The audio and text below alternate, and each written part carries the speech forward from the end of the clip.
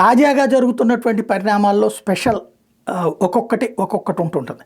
ఇప్పుడు అచ్చెన్నాయుడు గారు ఒక మాట చెప్పుకొచ్చారు. అదేది టీచర్ ఎమ్మెల్సీలో మా కూటమి అభ్యర్థి గెలుపొందారు అన్నటువంటిది. వెంటనే రఘువర్మకు కదా వీళ్ళు మద్దతు ఇచ్చింది, ఇద్దరికి మద్దతు ఇచ్చామంటారేంటి అన్నటువంటి పాయింట్ వచ్చింది. అయితే మహాభారతంలో అబద్ధమే చెప్పనటువంటి ధర్మరాజు చేత అబద్ధం చెప్పించాలి, లేకపోతే ద్రోణుడి చేతుల్లో మొత్తం సర్వనాశనం అయిపోతుంది ఏదైతే పాండవ సైన్యం అంతా.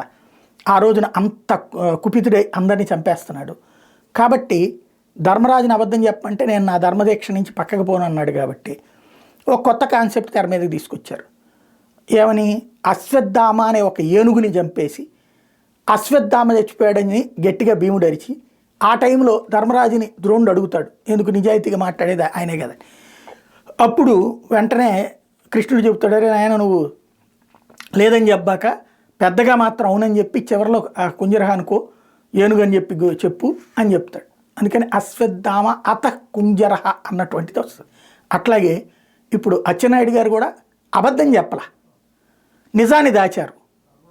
తెలుగుదేశం జనసేన మద్దతు ఇచ్చింది రఘువర్మకి, కానీ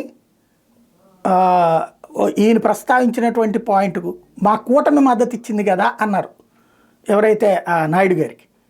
భారతీయ జనతా పార్టీ ఆయనకి మద్దతు ఇచ్చింది ఉపాధ్యాయ ఎమ్మెల్సీలో.